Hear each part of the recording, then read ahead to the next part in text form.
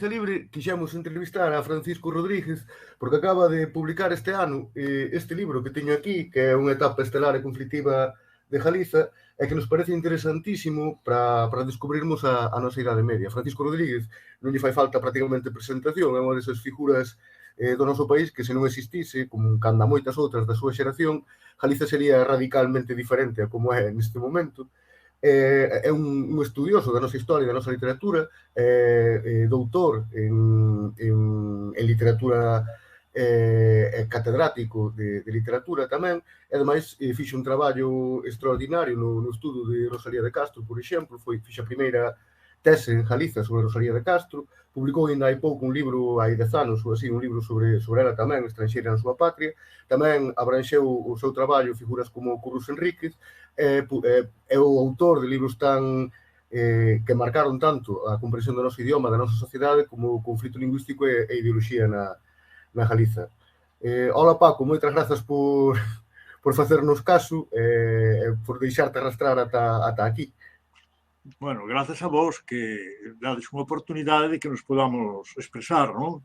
E iso é moi importante, por lo tanto, moi agradecido. Ben, no libro este que motiva a que te molestemos un pouco e que che fagamos preguntas, abranxes o período medieval galego, quizás o que máis choca, vai na liña do libro de Nogueira, do libro de Anselmo López Carreira, nesta liña de recuperación da historia de nós mesmos, rompendo un pouco o paradigma oficial, pero ti afondas moitísimo máis, sobre todo no século XIV, que é cando comeza, quizás, as causas que traban, que fanan, o desenvolvemento de Galiza como outros reinos europeos, e sinalas tamén cales son os motivos. Entón, centrándote nese período, quizáis o que máis nos choca ao ler o libro e ao contemplarmos esta visión é o contraste que existe cos libros de texto nas escolas e nos institutos, no que se nos pinta, hai unha especie de contradicción moi profunda entre a historia de España que se nos conta, na que só aparece o reino de Asturias de León, a sucesión Asturias-León-Castela, e por outro lado, cando damos literatura galega, na que aparece da nada unha literatura esplendorosa, ou cando estudamos historia da arte, que aparece un románico tamén esplendoroso no mesmo momento histórico, cando aparentemente o noso territorio era periférico dun centro e, como resumindo, nunca foi de por sí, é dicir, sempre foi dependente de outros. Contanos un pouquiño que nos desvelas ti aquí no libro e como debemos entender esa contradición que existe hoxe en día no noso propio ensino. Ben, creo que a sociedade galega pois non é consciente da magnitude do roubo que se está a facer, que se fixo, e da manipulación que padece en relación con o seu coñecimento do pasado histórico, e moi en particular o da Idade Media, non? E digo moi en particular o da Idade Media porque é justamente a época en que, se queremos achar os elementos definitorios de carácter obxectivo do que é a nación galega, pois confórmanse nese período, non? Claro, é moi grave que o período, digamos, de maior esplendor, de maior normalidade e mesmo de maior carga potencial e de maior presencia no mundo de Galiza, pois desapareza por unha manipulación histórica que non padece prácticamente, polo menos, ningunha sociedade que eu coñozo en Europa. E hai casos moi graves tamén de manipulación, pero tanto como este non, porque creo que o máis importante do meu libro é poñer de manifesto frente a, efectivamente, a idea que se nos quere dar é que Galiza non solamente existiu como un reino diferenciado, senón que durante prácticamente 5 séculos foi a referencialidade con maior potencial demográfico, económico, cultural, artístico e político, e recoñecida como tal en todo o contexto peninsular e no contexto europeo. Entón, este libro non é tanto o seu valor o que ten falar de cousas que, como ti dís, no libro de Anselmo están máis ou menos dunha forma académica e casi escolar establecido, como a análise e a interpretación que se fai deixando claro de que o Reino de Galiza existiu, que a nomenclatura astur-leonesa é unha artificialidade que non se suporta e que realmente, ao que chaman o reino astur-leonés, era o reino galego, que non tiña as dimensións das 4 provincias actuais de Galiza, que era bastante máis, e que era onde estaba a clase dirixente dese reino, ao que pertencían as familias que prácticamente puñan, digamos, ao monarca, que durante moitas etapas non foi hereditario, que era electivo, donde ademais estaba a maior base demográfica, o maior poder económico e incluso, analizado con perspectiva de hoxe, o maior poder militar. De tal maneira que, incluso empregando os esquemas mentais dos libros españois, un colle o mapa da Península Ibérica e ve que a expansión, que eles chaman reconquista pola parte occidental, é moi superior á parte oriental. Por qué? Porque o poder económico, demográfico, militar do que era o reino galego, pois francamente estaba nun grau de evolución, de desenvolvimento e de poder e de capacidade que non había noutras partes peninsulares. Entón, o libro deixa claro iso. E entón, que estuvemos un proceso ascendente desde prácticamente o século IX até o século XIV. E que ese proceso pasou unha parte, a máis importante, a máis grande, até o século XIII, por sermos un reino con reis propios e independente. E a eclosión final esplendorosa deso son prácticamente 100 anos que ocupan as figuras de Fernando II e Afonso VIII, que non por casualidade están enterrados en Compostela, que non por casualidade son os que amparan e protexen a construción do Pórtico da Gloria e os que consagran a catedral, ao final da catedral románica de Compostela. Entón, ese período final, bueno, é tan espectacular que non cabía dúbida en toda Europa e na península que os monarcas máis poderosos eran estes aos que me referín. E, ademais, deixo claro que hai unha estrategia galega moi coherente durante todos estes séculos que xa se fai, digamos, determinante e conflitiva no século XII-XIII en relación con a convivencia co mundo musulmán. Non é que os reis galegos non estuveran dispostos a sustituir o poder do dominio musulmán, pero sí estaban dispostos a que esa sustitución non levara consigo a eliminación, senón que era con convivencia co mundo musulmán, non tiña idea de reconquista a nivel peninsular e tiña a idea de convivencia e de intercambios comerciais. Na propia arte, a influencia musulmana está clara. Ahora incluso recoñecen historiadores que son un pouco honestos da arte que na Catedral de Santiago os rosetóns, por exemplo, que se conservan, algún deles reconstruído sobre as ruínas que tiña, os rosetóns xa góticos, pero que son da Catedral románica, porque hasta nesto foi avanzada, pois teñen unha serie de figuras, de configuracións da arte musulmán da época. Ou o Pórtico da Gloria mesmo, que fai un uso, vamos, moi grande dos profetas do Antigo Testamento, que valen para xudeos e valen para musulmáns. Abraham. Claro, entón, esa Galiza é a que se atopa en confrontación xa inevitável con un inicial e ascendente reino castelán que está promovido como o de Aragón por o Papa. E, desgraciadamente, tamén, en certa maneira, a aparición do Reino de Portugal ten que ver con eso.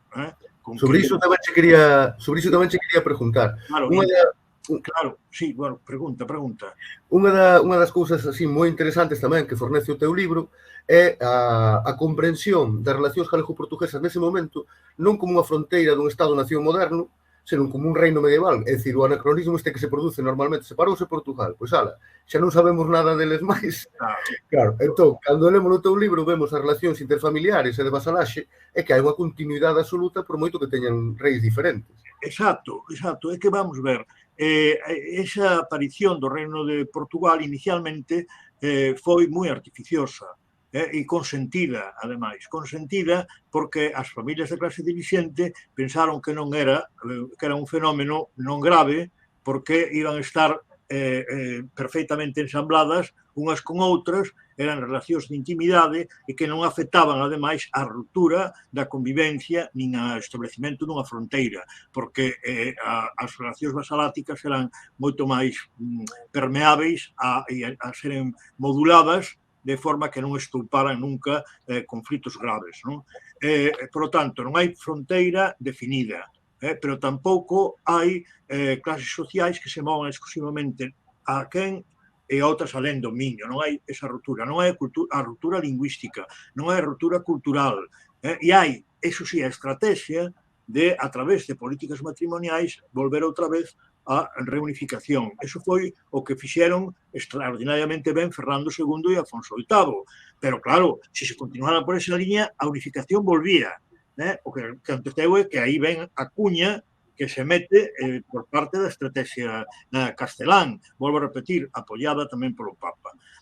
Nos, a parte galega do norte, cometeu un grave erro, pero que, claro, ao mesmo tempo era inevitável, non? Que foi a aparición do apóstolo Santiago con a creación do núcleo dun núcleo religioso de tal carga e poder que acabou sendo incluso metropolitana, a Igrexa de Compostela. Eso na Galiza histórica foi unha contradición, porque a metropolitana era Braga. Entón, claro, ti non podías anular a tradición do pasado, pero tampouco podes anular o que foi o núcleo xerador dun reino cristiano occidental iniciático, co cal aí había un conflito. Ese conflito non solamente tiña unha base real nas estruturas eclesiásticas, que tiña a nivel de Roma. Roma sempre mirou moi desguello a Santiago. Acabou facendo a concesión porque Santiago tiña moito poder. Prácticamente podía comprar as cousas o arzobispo Selmírez. Era moi superior ao poder de Selmírez ao poder do Papa de Roma naquele momento histórico. Entón, claro, aí o que houve foi un pacto de intereses, non? Concedemos a metropolitana, tiras cartos, moitísimo diñeiro, pero ao mesmo tempo, claro, sabían que era un perigo, porque ter un apóstolo como justificación da sede era competir con Roma. Entón, a Roma se interesou moito, basado nunha tradición lexítima e natural, que houbera tamén a diócese de Braga, porque sempre podía manipular mellor as cousas, non? E impulsala. Ese impulso conducía tamén a que houbera un poder político adecuado a esa diócese. Momentáneamente, como resolveron? Pois dunha forma xesuítica e eclesiástica, non? As dióceses galegas dependentes de Braga e as dióceses portuguesas dependentes de Santiago. Bueno, que iso é enxeñería. Claro, iso na etapa feudal e de proximidade íntima entre as familias non creou ningún conflito, todo o contrario. Pero andando o tempo, despois, sobre todo, do século XIII, cada vez foi peor esa cuestión, hasta que chegamos ao XIV, xa co estourido da Guerra dos 100 anos, o conflito na Península Ibérica exactamente igual, e o desenlace dese conflito sí que levou xa con o cisma do Occidente a unha igrexa portuguesa, unha igrexa, en este caso, xa castelán, unha Galiza con introducción dos poderes casteláns moi grande, e empeza o noso devalar. Pero hasta o 14, hasta finais do 14, Galiza viviu, a pesar de non ter reis propios e de estar integrada desde 1230 na monarquía plurinacional de Fernando III, a Afonso IX, o 10º deles, Sancho IV, Fernando IV, Afonso XI, o 10º noso, e Pedro I. Curiosamente, de toda esta saga de reis casteláns, os dous, no final, xa estaban iniciando unha política de apoiárense na clase dirixente galega, porque era sustancial para eles para equilibrar as exixencias que lle facía a oligarquía castelán, que cada vez eran incluso de poñer en dúbida a legitimidade da familia que ocupaba a dinastía. E entón aí que veu unha guerra civil, no caso de Castela, Andalucía, e en Galicia unha invasión transnacional. Aí, nese tema, tamén unha cousa que é innovadora, en certa maneira, é innovadora e moito máis axeitada á época histórica da que estamos falando, é a contextualización da Guerra dos 100 anos, que normalmente non se fai, Claro, claro. apártannos do Sí, sí, resto de sí, sí. Europa como se Sí, sí. fósemos casos particulares ou anecdóticos, e claro, sen iso non se entende absolutamente nada. A Nada, alianza nada. con Inglaterra e Portugal Ah, nun eixo atlántico claro. fronte a outra máis continental de Castela, non? E ti Claro, e explica francesa e papista, é dicir, que a estrategia do Papa, claro, en este caso de Aviñón, porque aí a contradicción está que o Papa de Roma, entendes, tal. Bueno, pero ese conflito, no caso galego, é que é espectacular, porque incluso xa nós, que nese momento histórico xa había instrumentos da monarquía castelán funcionando dentro de Galiza, a forza de Galiza, o poder que había aquí, era tan grande que eses personaxes que pertencían xa a oligarquía castelán ocupando o posto de arzobispado como García Manrique, ou Pedro Enríquez, o sobrinho de Enrique II, ocupando nada menos que como usurpación o condado de Lemos e o condado de Trastámara, mira ti a forza que tiña que ter todo isto para que eses personaxes acabaron sendo todos conflitivos coa monarquía castelán. Todos, que sendo do cerne deles, un pasándose a Portugal, o García Manrique, están malísimamente estudados. Ninguén, os portugueses non estudan, os españoles tampouco, os galegos como andamos de parvos a velas vir tampouco, e entón son personaxes misteriosos, pero dun poder brutal que, grazas á contradición galega, con respecto a Castela, acabaron tendo outro tipo de atitudes. Un pasándose a Portugal e outro intentando en un momento determinado incluso colaborar nunha intriga para o asesinato de Juan I de Castela, do seu curmán. E por qué? Este señor, porque veía que, claro, tiña un poder que lle permitía codearse e relacionarse cos portugueses en contra de tal, e despois porque estaba casado para buscar a legitimidade dos títulos roubados con unha Castro que era a filla de Alvar de Castro de Portugal, que debía ser unha señora que tamén coas ideas clarísimas, porque até lingüísticamente ela, os documentos dela en galego-portugués e os do seu marido en castelán.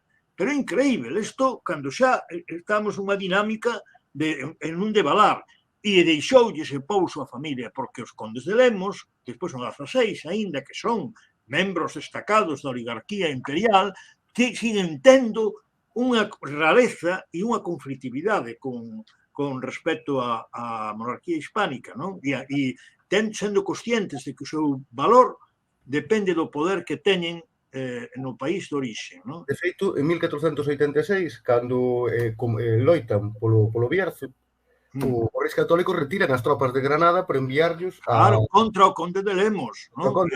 Era familiar deles, porque era un Trastámara, entendes? O sea, tú imagínate como teña que ser este país, claro. Entón, nós temos, de verdade, é que é un crime, non? É un crime que a calquera persoa normal de fora, que non seña así moi xetaria, non acaba de creerlo. Dice, pero, porque ainda onte me decían uns señores, non? Pero aquí, que están vendo Compostela, non? E decíanme, pero, eso que dices ti, aquí non nos lo din. Fomos ver a catedral e non sabíamos que estaban os reis enterrados aí, pero non nos dixeron nada. Reyes de León. Claro, sí, no, isto está moi deformado por todo isto do Xacobeo e dos peregrins, que isto non vale para nada, para que coñecer Santiago ben e tal non vale para nada iso. Hai unha cousa tamén moi interesante, hai dúas que creo que son o que racha completamente o paradigma españolista. Un é o nome do propio reino, que entón teñen que andar facendo, ti coméntalo moi ben no libro, faz un análise dos discursos académicos, teñen que andar facendo virguerías para que lles cadre, entón, que manteñen o nome da provincia romana. Claro, e outra tamén, claro, co paradigma de Reconquista, resulta que atopas o noso rei que non vai ás Navas de Tolosa, que para eles é un fito importantísimo, e rompese completamente o... Claro, home, e sometidos a excomunión e é interdito, os reis máis excomulgados e o territorio máis interdito de toda a Península Ibérica durante toda a Idade Media foi Galicia e os reis galegos. Claro, e isto aquí, sabes, nin valoración, nin estudo, nin nada, tendoos aí na casa, porque é increíble, non? Que unha universidade como a galega tendo todo iso aí. na casa, o mosteiro de Sobrado, todo que podían facer virguerías, nada, o sea, nada. Aquí os convecidos anulados, mal vistos, porque ao pobre Alfonso VIII poñen a parir nas historias españolas, agás en algún caso que recoñecen que efectivamente eran os reis máis poderosos e, en fin, máis cultos e máis tal, non? Pero teñen que ser estudos xa de algún caso de Julio González, non sabes que sí, que incluso mantendo o esquema oficial dicen, no, bueno, pero realmente aquel reino de León era Galiza e a Nestos. Claro, pero o normal é que entón que pasen por enriba desos, converten en antecedentes todos os reis casteláns, pero non, ao que pare, claro, teñen que falar deles porque se non falas de Afonso VII e de Fernando II, pois non hai historia, non se entende nada, non? Ora, claro, convirten a Afonso VII en castellano, a Afonso VI igual, e non o eran, non o eran. Fan un encaixe de bolillos coa numeración que... Claro, tamén, claro, é todo un... Pero, bueno, o grave é o noso, non? Que non podemos, as nosas institucións non poden ter este nivel de anulación, porque, ademais, están cargándose a posibilidade do fenómeno de Santiago como cidade, pois que poda ter sentido ningún. A Rúa da Moeda Bella, bueno, por Rúa da Moeda Bella porque se cuñaba moeda e porque foi o sitio onde primeiro se acuñou moeda co crismón, claro, entón que a xente pensa que é Toledo, non? Porque, claro, a mentalidade que lle poñen o León, o Burgos, non. O que o primeiro panteón real, a vontade de facer un panteón real, o primeiro reino da península onde eso se expresa é aquí. Non é nin en Castela, nin en Aragón, nin en ningún sitio. E máis, os reis casteláns ni siquiera tuveron esa concepción, o foron facendo, sabes, en plan Burgos, Toledo, Córdoba, Sevilla, Granada, conforme iban expansionándose, non? E deixaban ali a súa pegada, non? Un modelo de inglés, modelo non foi único aquí. Hai algo tamén que chama moito a atención no libro que é a saga dos Castro. Sí. Como continuadores dos intereses do país ao longo de séculos. É dicir, como unha especie de casa real, non casa real, pero de casa preponderante mayoritaria, case como os Stark en Xogo de Tronos non sei se biches co norte, como cousa parecida. Non, pero é curioso, vamos ver, porque ti sabes o tópico de que a nobreza galega era salvaxe, cruel, criminal, e non sei que, e andaban tal. Dice, pois mire, eso non se compadece con a evolución histórica de Galiza e o papel da clase da saga familiar dirixente dese país desde o século XII, que os Castros, ata o século XIV, non? Eses señores mantuveron, pero a máis liñas estratégicas adecuadas a cada contexto, pero teñen unhas cantas cousas que son, vamos, firmes, non? Que, como non hai reis propios, eles funcionan, teñen ese papel, non? A representatividade galega e, polo tanto, a influenza e o peso de Galiza na monarquía plurinacional. Segunda cuestión, como iso é inestável e é conflitivo, optaren incluso por as relacións con Portugal con aspiracións independentistas, se ven a conto, non? E se é inevitable, xa. E aí están, se reproduce con Afonso VIII, perdón, con Afonso X, o noveno noso, reprodúcese con Sancho IV e con María de Molina, e despois ven, con a morte de Pedro I, incluso tamén xa ir a buscar a integración en Portugal. En relación co mundo musulmán, xa ves que desde o comenzo, o desacordo con Castela, incluso os que vivían aínda medio a cabalo dun e outro sitio, a xuración da estrategia castelán, e incluso cando os reis galegos momentáneamente podían ter que facer pacto conxuntural, eles cabreárense e írense a Marrocos ou a calquer parte deses, non? É dicir, unha convivencia e connivencia co mundo musulmán que eles eran os que tiñan as relacións diplomáticas con ese mundo. E a influencia deles, claro, foi moi forte e moi grande nas figuras de Fernando II ou de Afonso VIII, e depois, andando o tempo, é curioso a posición de Pedro I tamén co mundo musulmán e o mundo xudeo, non?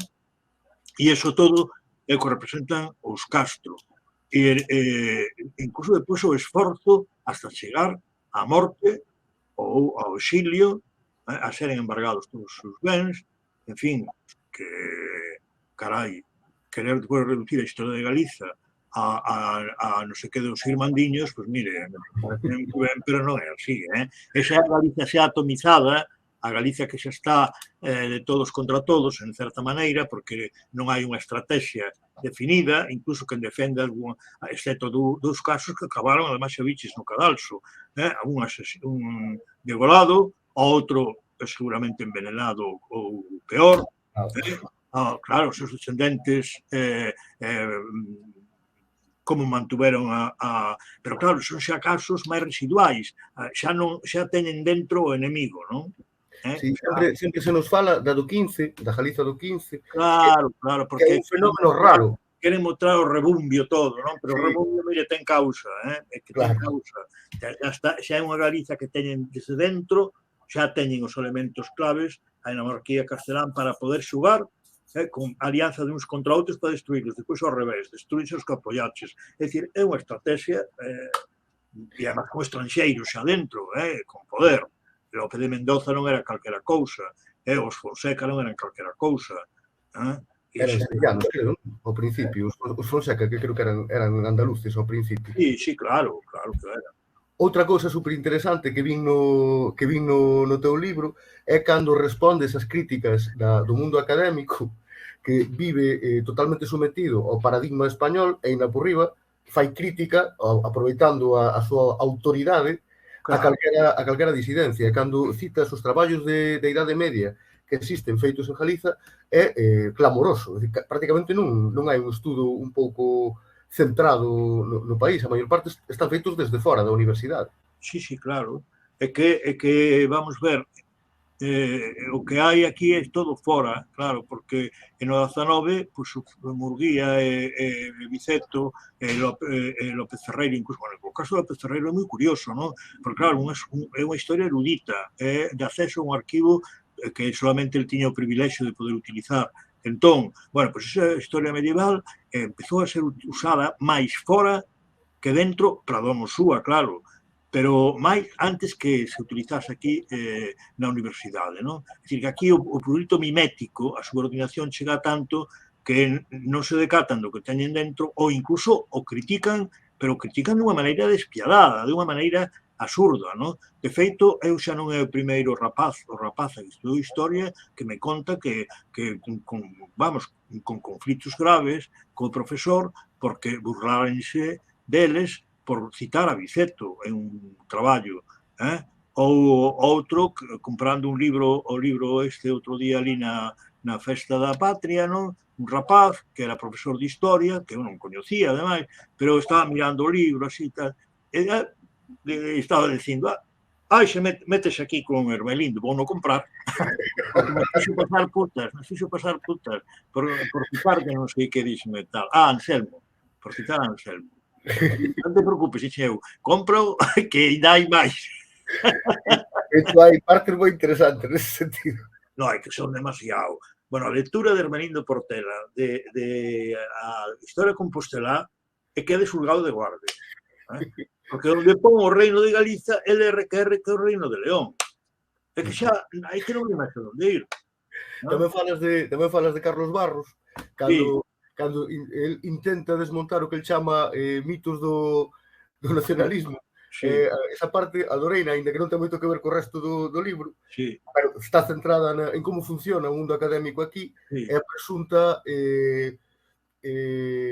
xustiza total, é dicir, asepsia con respecto ao que están estudando, cando reproducen exactamente o seu modelo mental político. E depois, desgraciadamente, o descoñecimento, porque ti fiste ben que na cousa de Barros, a ausencia total de referencialidade a Afonso VIII e Fernando II, que é increíble, non? Se ele fai un repaso pola historia de Galiza tal como ve os nacionalistas, eso está eliminado, non? Pero isto é increíble. Ora, claro, o que é máis intolerável é o do outro señor, non? Xavier porque eso xa é unha falta de respeto de todo, non?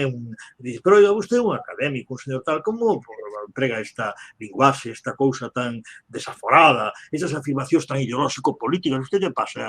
É un xuízo supremo, é de vos, é tal, porque é ostentoso. Además, sitúanse no punto de enunciación como se fosen deus que non teñen ningún tipo de interés, eles son a verdade absoluta. Absoluta, sí, no, porque podían decir, miren, as cousas non son tan así, no, eles, pumba, hai que manter o edificio como nós o temos construído, Galiza non é unha merda, non existe, e xa está. Porque vamos ter claro así, non?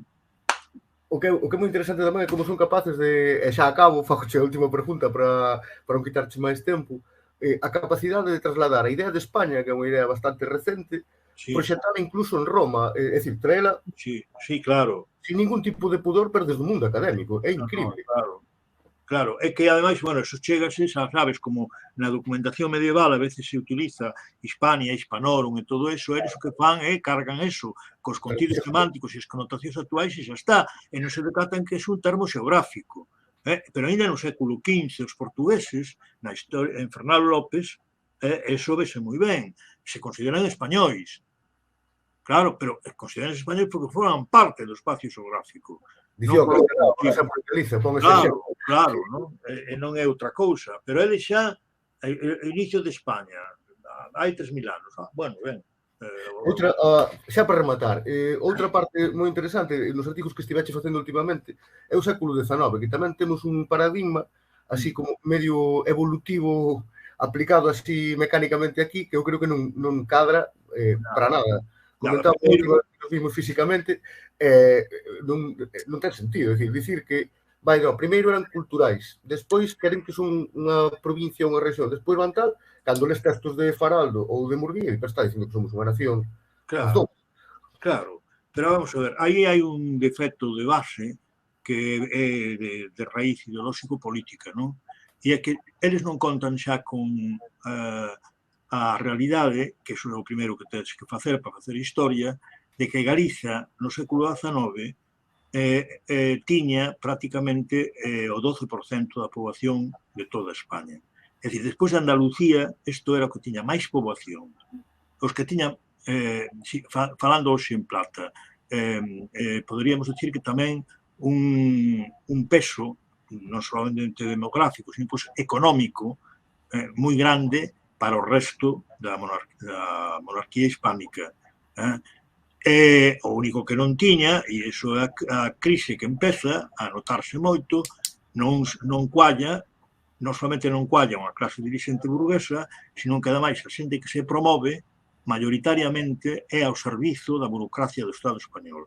Na política, no exército, nos tribunais de xustiza, entende? E entón, aí é onde se empeza a crear un problema que hoxe na Galiza actual está ultra agudizado. Pero claro, ti non podes facer historia deste país pensando que este país no 19 era o que somos hoxe, porque é absurdo, porque hoxe, claro, hoxe precisamente polo proceso de dominio e subordinación, estamos nunha Galiza que está deteriorada até un extremo na súa base económica, demográfica, cultural e lingüística que non era así no século XIX. E entón, claro, se interpretas a Revolución do 46 en clave de pensar que foi unha coña de uns militares e tal, pois é absurdo, porque esa foi o conflito máis grave polo que pasou o Estado español no século XIX en calquera das nacións que o integraban. Pero tanto que tiveron que lanzar todo o exército do resto sobre o país. O número de combatentes era brutal, foi brutal. Bueno, pero máis é que a prensa da época, cando a censura levantaron un pouco, os espacios que dedica é enorme. Dicir, na prensa en Barcelona é enorme, como dicindo Deus, que hai un perigo enorme, non sabes, así, pero unha pasada, Bueno, entón, ti ora que non podes facer, é dicir, no, como nosotros somos pequenitos e non sei que e tal, eso foi unha coña, non? Mire, pois foi o elemento conflitivo, armado, máis grave e que tuvo que mobilizar máis atención e que máis medo lles meteu a estes señores. Claro, entón, despois non pode vostede interpretar o aspecto civil desa revolución como se foran 4 rapaces inconscientes. Non foi así. Claro que tiñan as súas facilidades, pero a convulsión que se armou foi brutal. Foi brutal. E depois baixo a idea de que solamente unha revolución progresista, o único lugar onde había condicións para triunfar era aquí. Por eso eu fixo aquí, ainda no caso, pero xa contando con que seguramente había que separar Galiza do resto. Cada quen tiña a súa estrategia. Outros era, separámosla momentaneamente, despois a ver se isto provoca convulsión en outras partes.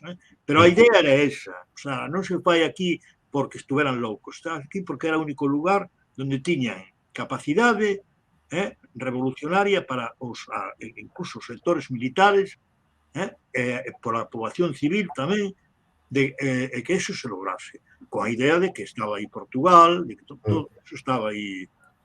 E, de feito, a afirmación en sí mesma de declaramos nulos todos os actos do goberno de Madrid, claro, na práctica, claro. separando. Claro, e iso, en principio, non repugnaba tampouco aos militares outra cousa estrategia que tuveran, entendes? Eso, pero claro, eso non estaba o forno para eses bolos nin en Andalucía nin en Cataluña. A mí pareceseme moito aos procesos latinoamericanos, que sempre nunca se vincula, pero son moi parecidos nese sentido. A Xunta afírmase cando levan a Fernando VII os franceses, bueno, daquela maneira, entón afirma o seu poder. E a partir de aí, en nome de Fernando VII, a partir de aí os elementos máis independentistas que había polo medio vanse facendo preponderantes, e se comparamos que é 30 anos antes. Claro, aquí ademais hai xa con discrepancia sobre a legitimidade da monarquía borbónica, que eso non é...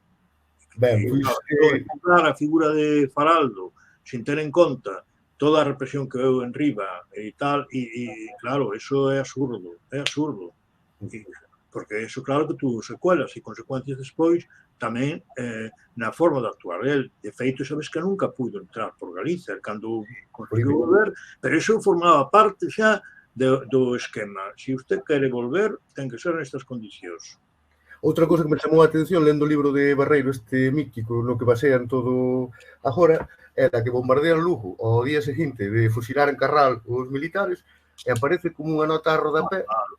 Con a serie de Cacheiras e a asalto a Santiago, que foi brutal, Cientos mortos, decía, minimízase como, bueno... Claro, porque hai que poñelo de acordo con o papel que Galicia ten que asumir na historia de España hoxe. Entendes? Ese é o problema. Ese é o problema. Ben, Paco, pois obrigadísimo. Moitísimas grazas por deixarte arrastrar ata aquí. Estamos moito desexando que saque xa o segundo... Sai agora en setembro xa está, xa está na imprenta e todo eso. Aí sobre Portugal vas ter unhas cousas que vas alucinar, xa verás. Sobre o tema da lingua, aí vas ver como o que lles costou vencer a isto, a unha resistencia, pero... Ainda no 15 as casas galegas... Sí, xa verás, aí aparece todo iso, ben. Ben, pois, obrigadísimo. Fácil de ler, ademais.